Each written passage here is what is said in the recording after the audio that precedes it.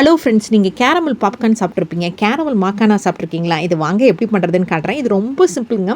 மாக்கானா packet இப்போ டிமார்ட்லேயே அவைலபிளாக கிடைக்குங்க. கொஞ்சம் காஸ்ட்லி தான், பட் இது எப்படி ஹெல்த்தியாக பண்ணுறதுன்னு பார்க்கலாம்.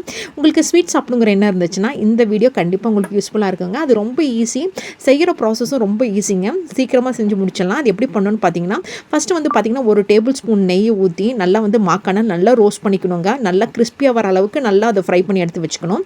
ஸோ இதுக்கு பார்த்தீங்கன்னா நீங்கள் அளவு நிறையா இருந்துச்சுன்னா நீங்கள் வந்து ஒரு டேபிள் ஸ்பூன் போடுங்க. உங்களுக்கு பாக்கெட் அளவு சின்னதாக இருந்துச்சுன்னா ஒரு 1/2 டேபிள் ஸ்பூன் போட்டு நெய்யில் நல்லா வறுத்து எடுத்து வச்சுக்கோங்க. அப்போ தான் இந்த ஸ்வீட்டுக்கு இன்னும் கூடுதல் டேஸ்ட்டாக இருக்குங்க. இப்போ பார்த்தீங்கன்னா ஒரு 1/2 டேபிள் ஸ்பூன் தண்ணி ஊற்றிருக்கேங்க. அதில் பார்த்தீங்கன்னா மாக்கானா பார்த்தீங்கன்னா ஒரு பவுல் அளவு எடுத்து வச்சுருக்கேன். ஸோ அந்த பவுலுக்கு பார்த்தீங்கன்னா இந்த மாதிரி ஒரு சின்ன ஒரு 1/4 பீஸ் அளவுக்கு வெல்லத்தை போட்டு கரைச்சிக்கிறேங்க. ஸோ இந்த வெல்லம் பார்த்தீங்கன்னா நல்ல வெல்லம் தான். ஸோ இதில் மண்ணெல்லாம் எதுவும் இருக்காது. ஸோ அதனால் இதில் ஒரு கம்பி பதம் வந்துச்சுனாவே, அதை சர்க்கரை பாகு பார்ப்போம் இல்லைங்களா, அந்த மாதிரி ஒரு கம்பி பதம் வந்துச்சுனாவே நீங்கள் மாக்கானா போட்டு மிக்ஸ் பண்ணிக்கலாம். மறக்காமல் ஒரு பிஞ்ச் ஆஃப் சால்ட் ஆட் பண்ணிக்கோங்க. ஸோ அது நீங்கள் பிங்க் சால்ட்டோ அல்லது டேபிள் சால்ட்டோ எது வேணால் ஆட் பண்ணிக்கோங்க. ஸோ அந்த சால்ட்டை ஆட் பண்ணுறதுனால அந்த ஸ்வீட்டை வந்து நல்லா தூக்கலாக கொடுக்கும், ஸ்வீட்டை நல்லா பேலன்ஸ் பண்ணி கொடுக்குன்னே சொல்லலாம். ஸோ இதை எல்லாருமே சொல்கிறது தான். ஸோ அதனால தான் நானும் இதுக்கு மாக்கானாவுக்கும் போட்டிங்கன்னா நல்லாயிருக்கும்னு சொல்கிறேன். ஸோ இப்போ இந்த வெல்லத்தெல்லாம் பார்த்தீங்கன்னா தண்ணியில் நல்லா இப்போ மிக்ஸ் பண்ணிகிட்டே விடுங்க. ஸோ மேக் ஷூர் பார்த்தீங்கன்னா இந்த வெல்லம் நல்லா தண்ணியில் கரைஞ்சிருக்கணும். அது மட்டும் இல்லாமல் அந்த ஒரு கம்பி பதம் அளவு ரொம்ப முக்கியங்க. ஸோ உங்களுக்கு அந்த கரண்டியில் எடுத்து பார்த்தீங்கன்னாவே அந்த கம்பி பதம் தெரியும். ஸோ அது நல்லா திக்கானதுக்கப்புறம் பார்த்தீங்கன்னா இந்த கரண்டியில் எடுத்து பார்க்கும்போதே அந்த கம்பி பதம் தெரியுங்க. ஸோ அது பார்த்தீங்கன்னா அந்த கீழே விழுகும்போதே உங்களுக்கு அப்படி தெரியும்.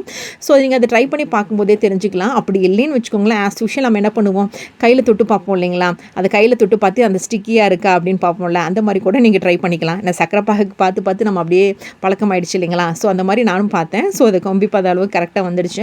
ஸோ இப்போ வந்து பார்த்திங்கன்னா இது கரெக்டான அளவு, கரெக்டான பதம். ஸோ இந்த மாதிரி கரெக்டான பதம் வந்தோடனே வேறு என்னங்க, நம்ம மாக்கானாவை எடுத்து போட்டுற வேண்டியதான். நம்ம ஃப்ரை பண்ணி வச்சுருக்கிற மாக்கானாவை எடுத்து போட்டுற வேண்டியதாங்க.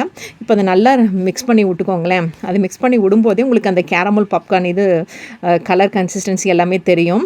அந்த இதெல்லாம் கொடுப்பாங்க இல்லைங்களா, பேக்கெட்லாம் கொடுப்பாங்களே, இப்போல்லாம் பார்த்தீங்கன்னா டிபார்ட்மெண்ட் ஸ்டோரில் கூட இந்த கேரமல் பாப்கார்ன் கிடைக்கிது. பட் இந்த மாக்கானா ஸ்டைலில் பண்ணி பாருங்களேன், உங்களுக்கு டிஃப்ரெண்ட்டாக இருக்கும். குட்டீஸும் நல்லா விரும்பி சாப்பிடுவாங்க.